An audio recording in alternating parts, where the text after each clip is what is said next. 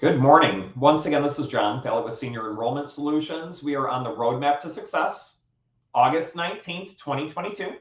You are tuned in to learn more about low-income subsidy, extra help with Social Security, and Social Security basics, understanding the best practices to help your consumers move through the muddy waters of applying and getting approved for the benefits that they may need or deserve. Without further ado, it is 10 o'clock. I see a lot of individuals still logging in, which is totally fine. All of these recordings are on YouTube. We generally post them about 3 to 5 days after the webinar. So early next week, you'll be able to find this, review it if you do miss anything or need to review anything. So without further ado, let's just begin. Give me a quick second. Let me get some slides moved around here.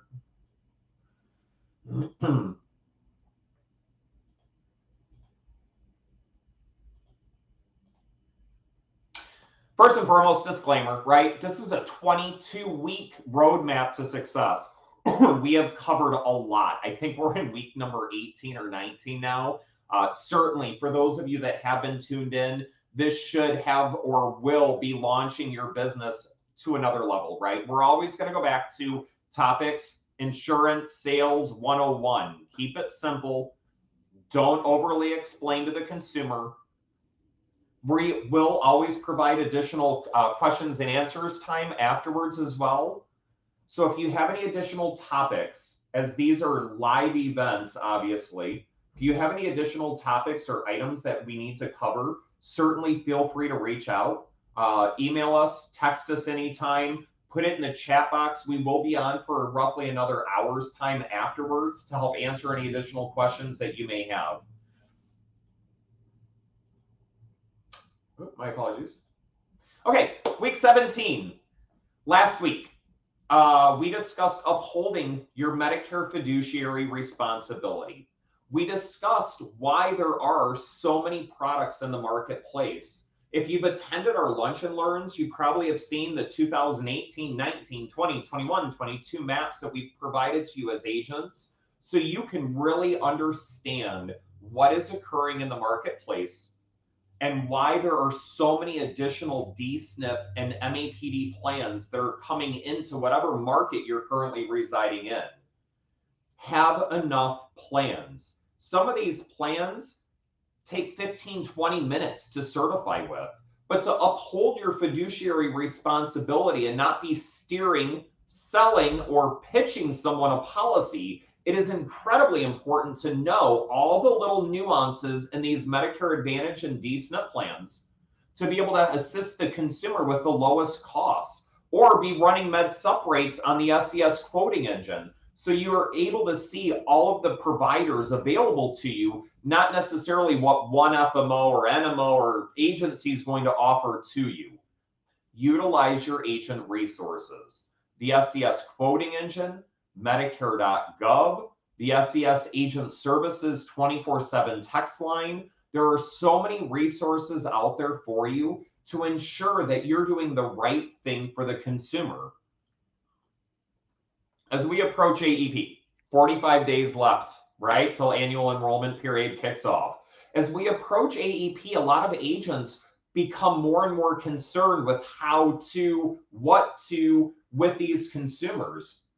The one basic principle I would tell all of you that are on, or any of you that are watching, is simply always go through the steps. There's 3 steps that you should be going through every time that you're assisting a consumer, either on a MedSup or an MAPD. First, their prescription drug costs. What are their total costs? Is it on that carrier's formulary? And how much is that consumer going to have to pay, if anything, for those medications?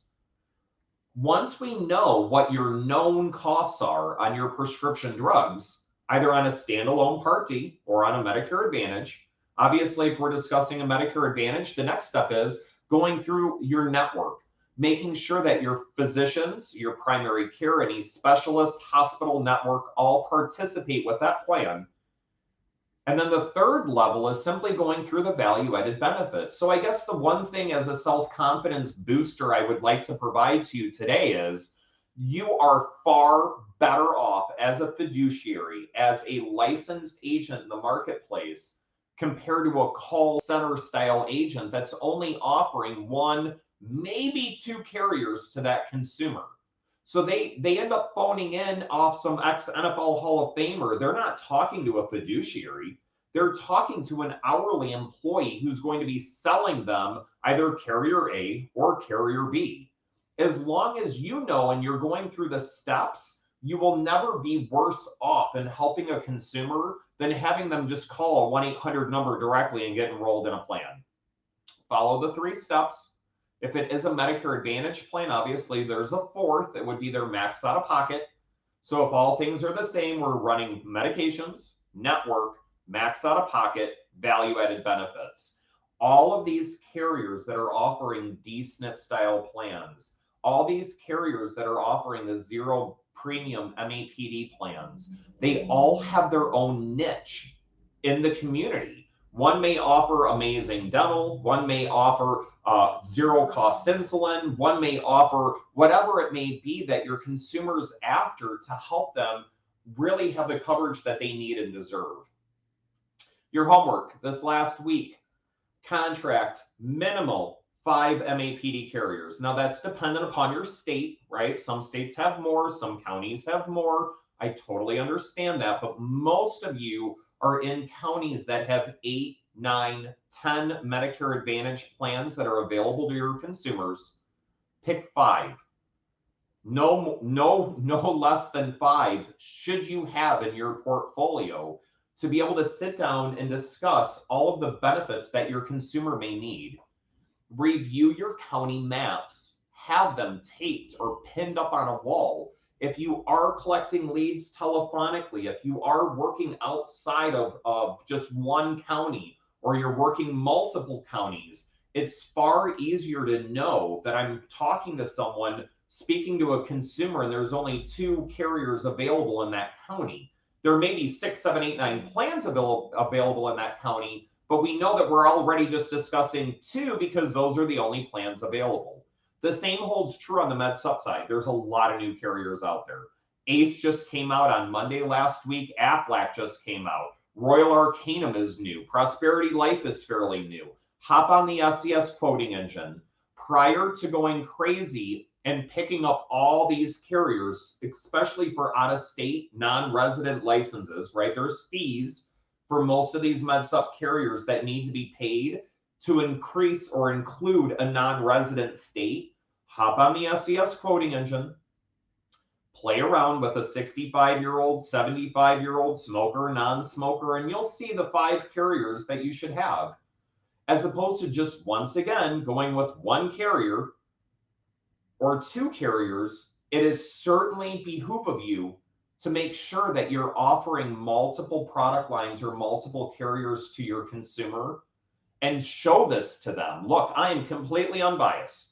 Joyce, you want carrier A, I'll help you with that. You want carrier B, I'll help you with that too. I don't care what the consumer purchases. I just want them to purchase it through me. Use the SES agent website. Call us if you don't feel as though you have access into the back office, into the quoting engine. But this is incredibly important that you hold that fiduciary role. It will help you obtain more referrals. It will help you obtain and keep that relationship that you're trying to build with your consumer to increase the longevity of that policy that they have. And once again, I don't care if they want to change plans, right? That's fine. You want to move from carrier A to carrier B? Perfect. As long as you do it with me. I am your agent. I need to build that relationship with you and that trust with you that I'm going to do the right thing for you, that I didn't just sell you a policy or a plan. We had some questions come about last week, primarily on the marketing side. Do you send different marketing pieces to MedSup consumers as opposed to Medicare Advantage plan consumers? Absolutely. If you look at state lines, and really if you follow the political lines, you will see where your MedSups are sold and your Medicare Advantage plans are sold, or your D-SNPs are being offered. It is definitely marketed in a very vastly different way. The MedSup consumer is a longer, more detailed explanation They also have internet access, so that's certainly a different way of marketing to them as well. Where with your dual eligible or your Medicare Advantage plan consumers, that is a completely different way of marketing, as they may not have the ability to embrace the technology. I know that if you hop on some of these lead vendors, Kramer Direct, Lead Concepts, Target Leads, they do offer catalogs that show you what they'll send out as a generic mailer piece. Know where you're marketing and who you're marketing to, and that will increase your ROI, your cost on your leads compared to your sales, right? Should I budget marketing differently for MedSup versus MAPD consumers? That's entirely up to you. It depends on how long your average consumer stays on your books. So if we go back to Roadmap of Success, I believe it was the second or the third roadmap training many weeks ago, we discussed the retention, right? In certain states like Michigan, MedSup pays a higher commission for the first 3 years, then dips down to next to nothing. With the Medicare Advantage, we all realize that it pays lifelong renewals. However, one is more volatile than the other, and you have to look at the volatility of all of this. So if you're really planning out and looking at first year, second year, third year, fourth year, fifth year, I would encourage you to get an average together on how long your average MedSup consumer stays on your books and how long the average Medicare Advantage plan consumer stays on your books. This is incredibly important information to have, because otherwise, if you're just looking at the initial commission or the initial advance that the carrier's loaning to you, and you have a drop-off ratio that's not keeping up with this, I assure you, you will be losing money on your marketing. Does SES provide marketing pieces or documents for agents to provide to clients? Absolutely. Trifolds, table tents, pull tabs. If you need something created, we will help create it for you. If you need something approved that's not carrier specific, right? If you're ordering directly from the carrier's website, they have the multi-plan code on there already. If you're looking to create something, send it over to us. We probably already have it created, and then we can just simply add on the multi-plan code for you to allow for you to begin to use it. So let's jump in. Low income subsidy. If anyone talks to someone at Social Security and they mention LIS, Social Security does not recognize low income subsidy. That's not the terminology they use. That's what the carriers use. That's what the agents use. That is our terminology in the Medicare sales agent world. If a consumer walks into Social Security, they're asking them about extra help with their prescription drugs. And that's really what low income subsidy is there to help them with. But there's a whole lot of acronyms attached to all of this that you have to be aware of as well, that these carriers throw out like nobody's business. What is QMB, SlimB, right? What do these acronyms mean, and how does it pertain to my clients?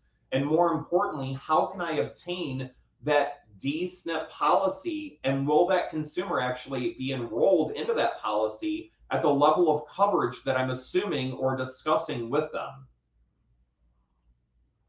If you're QMB, you're a qualified Medicare beneficiary, right? If you're a SlimB, you're a specified low income Medicare beneficiary. QWDI, we don't run across very often. It's a qualified disabled and working individuals. And then the QI, we also don't run across very often. It's a qualified individual. These terms, continuing, there's a lot of them. And once again, the carriers throw them around like nobody's business. If you are QMB, Medicare will help pay for your Part A and Part B premiums. They're either going to provide you one of 4 levels. You'll either be 25%, 50%, 75%, or 100%. If you're 100%, that means that you would be a QMB plus. You are 100% qualified Medicare beneficiary. Medicare providers aren't allowed to bill Medicare deductibles, coinsurance, copayments on services and items, right? They can't overcharge that consumer. They have to accept what Medicare and Medicaid would be providing to that consumer. If you're QWDI, it helps pay for your Part A premiums only. If you're a SlimB, it helps pay for your Part B premiums only. And if you're QI, it helps pay for Part B premiums only. So we'll provide, there's PDFs that all the carriers have on these definitions and these terms. As an agent, there's a lot of them. And there's more than what we're actually going through. We're just going through the most popular ones. On the bottom of the SES Excel spreadsheet that we provide to you for the DSNPs comparisons with all the carriers in your states, on the bottom of that Excel spreadsheet, it has what the carrier will accept. So on some of these dual eligibles, which we'll talk further about next week, if you're QMB plus, you're 100% qualified with low income subsidy, then that plan would accept you. However, if you're writing someone on a dual eligible plan and they're not QMB plus, they're responsible for the co-insurance, which typically is 30%. So watch these acronyms on how you're writing your dual eligible and Medicare Advantage plan consumers. So extra help. In order to qualify, so first and foremost, the consumer receives this federal program called Medicare, right? You either turn 65, you have enough quarters, 40 quarters that you've worked. Now I'm on Medicare. The next step to that is your income. We're not discussing Medicaid. We're not discussing anything through the state yet. We're just discussing Social Security. If you apply for Social Security extra help, these are what your income levels have to be. You have to be making less than $20,385 for 2022, or less than $15,510 for 2022 in order to qualify for low income subsidy. If you are married in 2022, living with a spouse and no other dependents and income less than $27,000 per year and resources less than $30,950, then you would qualify. So know these numbers, memorize these numbers. Now, in regards to assets, resources, you're able to own a home, you're able to own a car, you're able to have resource. This is discussing money under a mattress. This is discussing the rainy day fund. And this is the numbers that you need to really understand and pay attention to ensure that your consumer is going to qualify for low income subsidy. I ask every client every year, I don't care if you retired as a brain surgeon, it's just my habit of asking them on an annual basis during the annual enrollment period, Joyce, I don't want to get too personal with you at this time, but I'm assuming that your income is above, and break this down monthly for Joyce or Robert or whoever, to be able to really understand how much they're making on their Social Security and get them applied. It doesn't hurt to apply, even if they get shot down. If they're close to that amount, they may take prescription drug costs into account. They may take an illness into account. So keep that in mind and apply and enroll anyone that's close to that number.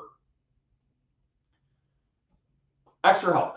Here is your breakdown of your extra help LIS 2022. And once again, we have all these PDFs. I'd be happy to provide it to you. This breaks down exactly what the consumer's cost is, what a full dual is. We'll get into all of this further next week on the Medicaid dual eligible plan side of it all. I need to just keep you focused right now on Social Security, and it's difficult. And that's why we broke these webinars down into two separate webinars, because Social Security is its own mechanical machine, right? But it does tie so closely into the dual eligible Medicaid consumer. But I had to separate this for you, one, because of time restrictions, and secondly, because I need you to understand that when the consumer's paying a fixed cost, when the consumer is having these additional benefits, this is not through Medicaid, this is through low income subsidy. It's through their extra help with Social Security. So this is the most important slide that you need to memorize. Write it down. There's only 5. The 5 items that Extra Help Low Income Subsidy provides to you. There's only 5. The first, it allows that consumer to move anytime throughout the year, once per quarter, excluding the annual enrollment period, right? So during the annual enrollment period, no one moves. Everyone has a January 1st effective date, unless you have a separate special election period. You're moving in, you're moving out, you were incarcerated, whatever the case may be. But the rest of anyone else that qualifies for low income subsidy, they can move one time per quarter. So in reality, you could write someone in February with a March 1st effective date and then move them again effective April 1st. Why does Social Security provide this to your consumer? Well, we all know on the prescription drug side of things that the carrier can add and remove medications anytime throughout the year. So if you have a consumer that's on Lipitor and you have them on a carrier, and sometime in April that carrier says, we're no longer covering Lipitor, what is that consumer going to do, especially someone who has low income? They can't afford the Lipitor. They can't stay on that plan. They may be able to move within the carrier, right? I really love my carrier. I don't want to move my carrier. Maybe a PPO plan, maybe an HMO POS plan, but it does allow that consumer to change their plan due realistically to the prescription drug changes. Now, can that carry over? Absolutely. You write someone on a dual eligible plan and they exhaust their transportation, they exhaust their dental, they exhaust their vision. They need more over-the-counter benefits, or you didn't realize that the plan you offered them with over-the-counter benefits didn't include incontinent materials, and we need to switch to a different plan that does, right? There's a billion reasons on why someone would need to move. With your dual eligible low income consumers, they're not looking out a year, 3, 5 years. They don't have a 5-year game plan. They don't. They're trying to make it through day by day by day, and they're in survival mode, right? So how do we help them survive? We provide them better benefits, and we allow for them and discuss with them the ability to move. Do not be scared to talk to them about this. Their phone's going to blow up all year long, right? All of our phones continue to ring and ring and ring with, solicitation calls. Mine rings constantly for Medicare as well. Somehow I got put on the list, right? So I do not fear letting my consumer know that on a quarterly basis, all we're looking at is month to month. Honey, you need something next month that you forgot about, we're going to move plans, and it's not a big deal. It takes us 5 minutes to do. It limits your prescription drug costs. If you have no money, you can't afford some of these expensive medications, specifically the insulins, the inhalers, the name brand medications like Lipitor. Maybe you can't take a generic. Maybe it gives you leg cramps. Maybe it's not a good fit for you to be on levothyroxine or lisinopril, or right? You need the name brand medications. So LIS Extra Help limits the co-payments for the consumer to $395 for a generic, $985 for a name brand. Now, before any of you ask, can you get help for people with med sup plan? Oh, buddy, I'm getting there. Great question. We'll get back to that in a second. So if you are able to purchase your medications for free, right? Walgreens has a list. Meijer has a list. There's a lot of locations that want you to come in to purchase that no-cost medication and purchase a gallon of milk and then walk out the door. So that is the most that the consumer will be paying, is $395 generic or $985 for a name brand. This rolls through the dreaded donut hole. It rolls through the catastrophic period. The most throughout the year that your consumer will need to pay is $395, $985. If you're talking to a consumer and they don't know what they have, this is a great question to ask of them. Harold, do you pay more than $10 for a medication ever? Well, no, I don't believe I do. I can assume then that Harold has low income subsidy already. I can always double check that. And I don't even know what Harold's meds are, but that's a very simple question to begin understanding what level or where this consumer may be at. Now, keep in mind, if they're partial LIS, then that individual, that consumer may be paying 75% or 50% or 25% of their name brand or generic retail cost of that medication. So that's where it gets a little stickier. So yes, no donut hole, fixed prescription drug costs. Social Security will pay up to $33 and change towards a standalone plan or towards a Medicare Advantage plan. Many of you have attended our lunch and learns where we've brought Humana, Molina, Zing, WellCare, whoever in, right, Priority Health to talk about their plans. Some of these plans you will see have a $31.30 premium on them.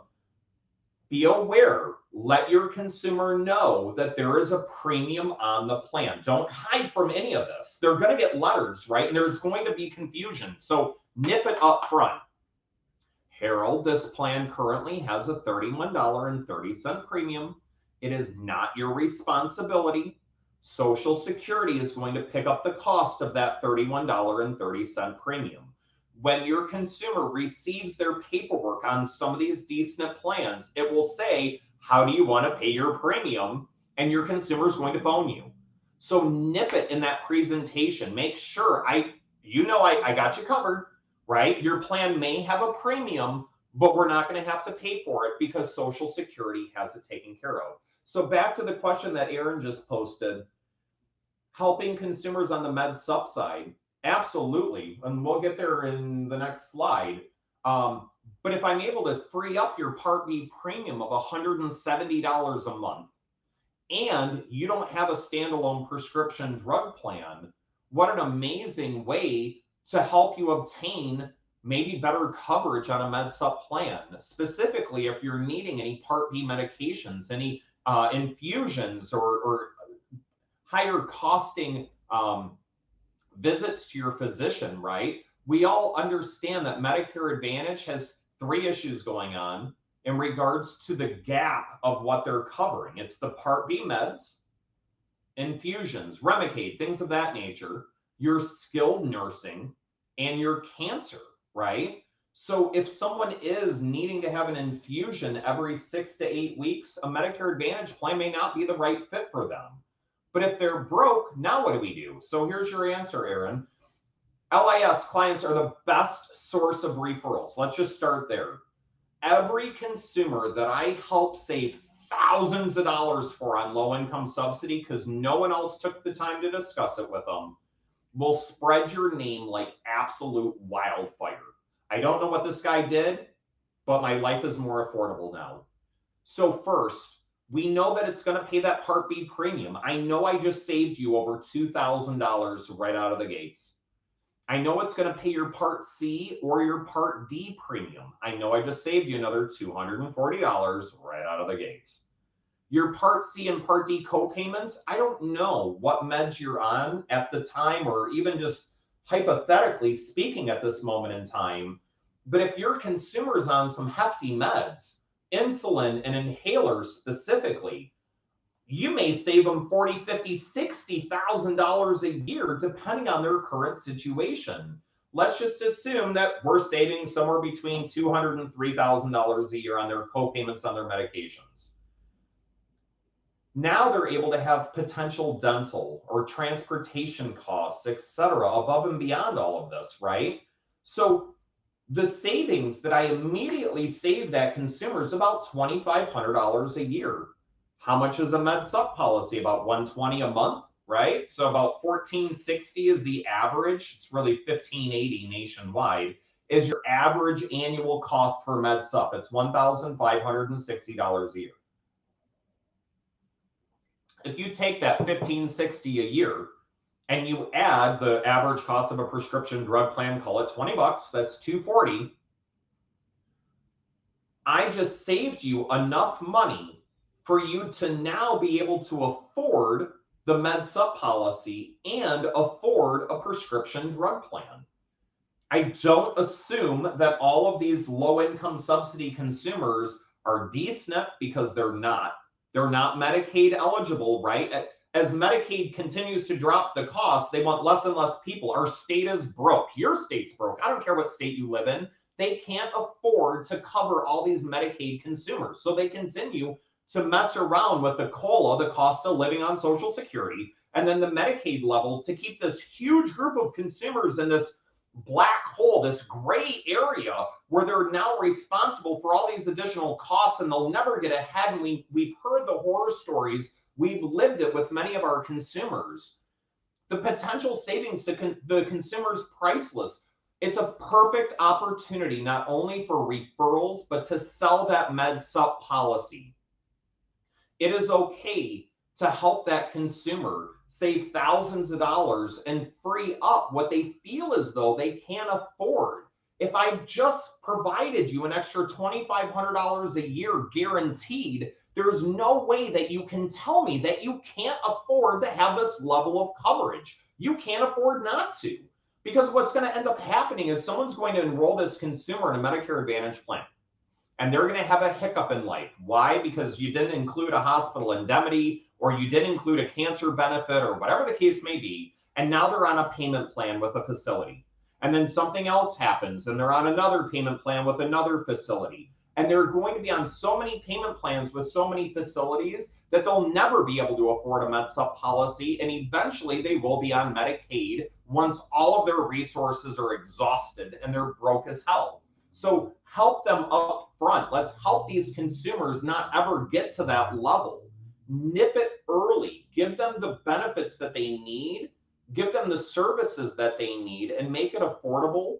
And they will be with you forever on out, screaming your name from every mountaintop, because no one else has gone through this with you. Hopefully that answers your question. So, applying for extra help.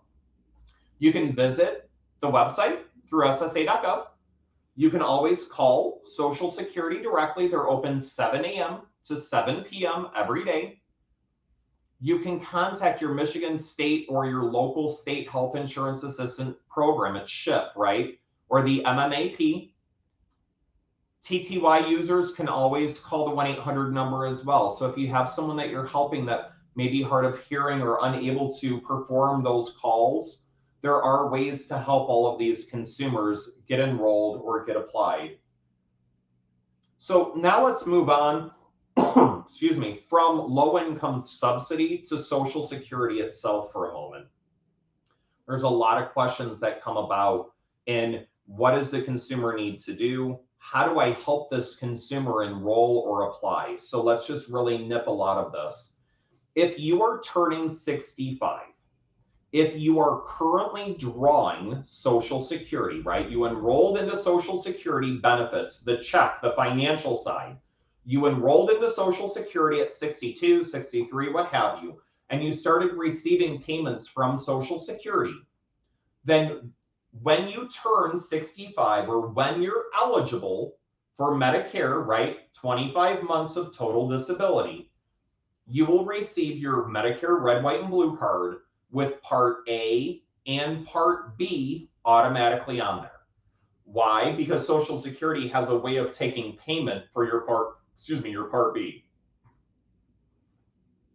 If you are turning 65 and you opt to not apply for Social Security, I'm currently receiving a retirement benefit. I have enough money stashed under my mattress. I don't need to deal with it. What have you, right? They're not looking to draw money yet from Social Security. They're waiting till 72 or whatever age they're waiting for. They would need to apply for Part B. They're only going to receive a red, white, and blue card with Part A on it because they're not drawing Social Security. They would need to apply for Part B. And at that time, Social Security will send them payment coupons to pay that Social Security on a quarterly basis. So take that 170, 10 cents, whatever it is currently, multiply it out by 3. That's what the consumer is going to need to pay to Social Security until And when they begin to accept Social Security payments, or when they actually enroll into receiving Social Security payments. If someone's over the age of 65, and this happens a lot, it's becoming more and more and more common as time rolls on. I'm 72, I had a cush job, I never picked up my Part B, I'm now looking to retire. At that point in time, your client has to fill out an application for Part B and submit it to their local Social Security office, either in person. There's a drop box by the front door. They can drop it off, or they can fax it down to their local Social Security office to apply for that Part B. There is an application. We'd be happy to provide it to you. It is also on the Social Security website that you need to apply and fill out your Part B. Now, oftentimes, you will also need another form from your employer. It's a letter of credible coverage. There's a Part B penalty that I'm hoping you're aware of, that if you did not obtain your Part B when you could have or should have, there's a penalty assessed. That letter of credible coverage from your employer showing that Roger was covered for the last 23 years up until this date, that letter of credible coverage too needs to go down to Social Security. So Social Security knows that you had credible coverage. You had coverage that meets the limitations, or the lowest limitation of your health insurance through Medicare. Once again, if someone's disabled, you fall off a roof at 28, you break your back, you're never going to heal. Everyone knows that your back's broken, right? You're wheelchair bound, unfortunately, for the rest of your life. After 25 months of being on total disability, then you would be able to apply and enroll into Social Security to have your Medicare. So initially, you break your back, you're going to reach out because you need money, right? I still have to pay for rent. I still have a car payment. I still have to feed myself. Someone please help me financially. Social Security will come in and begin helping you with those payments. But it's after 2 years of total disability, then does our government come into play to say, I'm really sorry you broke your back. We're going to now offer you insurance. Now, keep this in mind. Typically, during that disability time period, the consumer's on Medicaid. They don't have any money, right? They're making $890 a month, $910 a month, whatever it may be. It's generally under $1,000 a month. They have no money. So Medicaid's going to come in and provide them health insurance until Medicare steps in. Now, the moment Medicare steps in, they have a $170 premium and they don't know what to do. And it's up to us as agents to help guide them through these processes, to help get them re-enrolled through low-income subsidy and get this taken care of, because they go from having no bills, basically, healthcare-wise, to now having a $170 premium. And oftentimes, low-income subsidy, extra help, Social Security, and Medicaid, they don't necessarily talk well together. Keep that in mind. Let's review a few things. One, ask about income on every client you talk to. I don't want to get too personal with you, but I'm assuming that you make more or less than $1,500 a month. I don't care to know the specifics unless they're close. But oftentimes, if you're helping a Med Supp consumer, they'll say, oh, no, I make like 18 times that amount. Well, good for you, Roger. And other individuals are like, wait, does that include my Part B premium? Yes, you have to add that back in. It's gross, right? So if you're going off of the amount that the consumer is receiving, that's not going to be the gross amount. We need to add that Part B premium back in to really understand what their true Social Security amount is. Memorize, know the 5 things that LIS provides. Be able to rattle this off the tip of your tongue, because when I'm enrolling someone into low-income subsidy, I need for them to know these benefits that I'm helping them obtain. Show your client annual savings. Even if you're helping them with a Medicare Advantage plan and a hospital indemnity, cancer plan, whatever it may be, I need to let that consumer know that I just saved you $3,000 a year, $36,000 a decade. I probably saved you $100 grand by the time you pass away or end your Medicare days.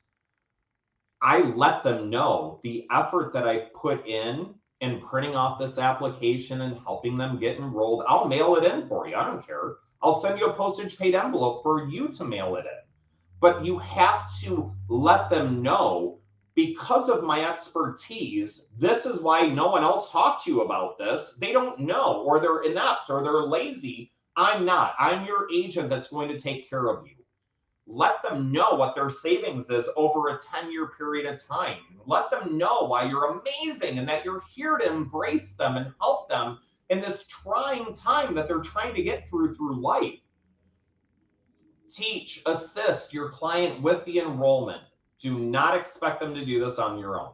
It can be handled via paper. We do have the paper applications for you. It can be handled online. They can call Social Security and stop in or make a telephonic appointment if they choose to have Social Security really take care of them and walk them through this.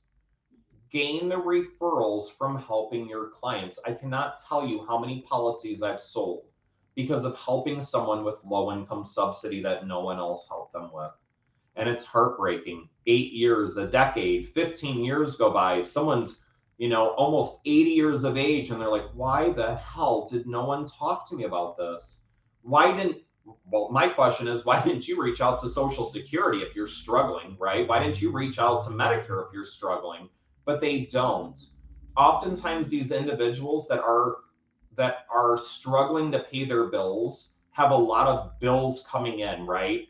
And they're trying to figure out who to pay first. They're trying to avoid any late penalties, interest fees.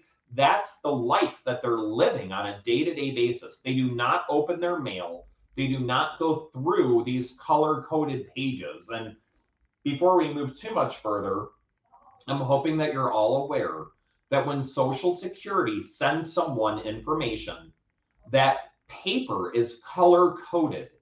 It's purple, blue, gray, yellow. I don't need the consumer to read to me what's on their letter. I just need to know what color it is. If you need help understanding the colors of what Social Security is mailing out to your consumers, it is in several different Medicare publications through CMS. One is understanding your Advantage plans. The other is enrolling into Medicare. So these are all color coded. There's 7 different colors or 8 different colors that Social Security will mail your clients.